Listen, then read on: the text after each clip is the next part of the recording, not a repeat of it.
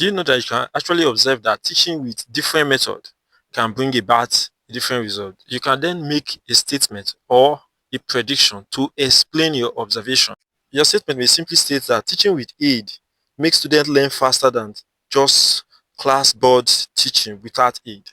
You can also observe that bacteria grow faster in warm nutrient solution than even in refrigerated ones. Then you can also make your statement.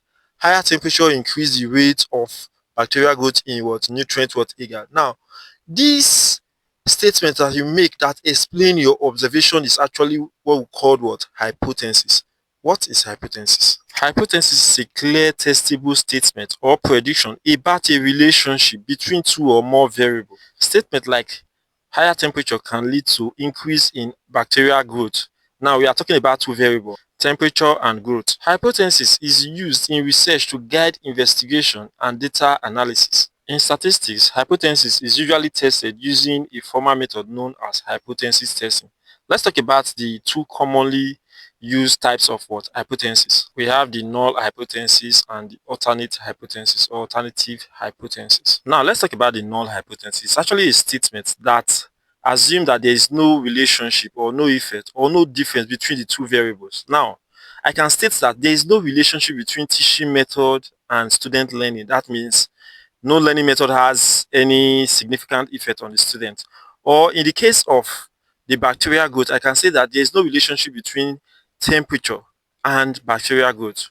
Now, this statement that states that there is no effect, no difference, or no relationship between the variable is called the non-hypothesis. While the statement that suggests or that states that there is a relationship between the two variables is called what? Alternate hypothesis. Now, note that alternate hypothesis actually contradicts the null hypothesis and suggests that there is an effect, a difference, or a relationship between the two variables. It is actually what the researcher aims to support. For example, in the teaching method observation, the researcher actually states that there is a difference or there is a relationship between teaching method and student performance. The researcher can actually suggest that there is a difference in performance between two teaching methods. This is actually the alternate hypothesis, while the null hypothesis states that there is no difference in performance between the two teaching methods. Let's talk about the importance of hypothesis. It actually provides direction for research, define the research problem clearly, facilitate data collection, form the basis for statistical testing, help in drawing conclusion, promote scientific objectivity, and aid in theory development.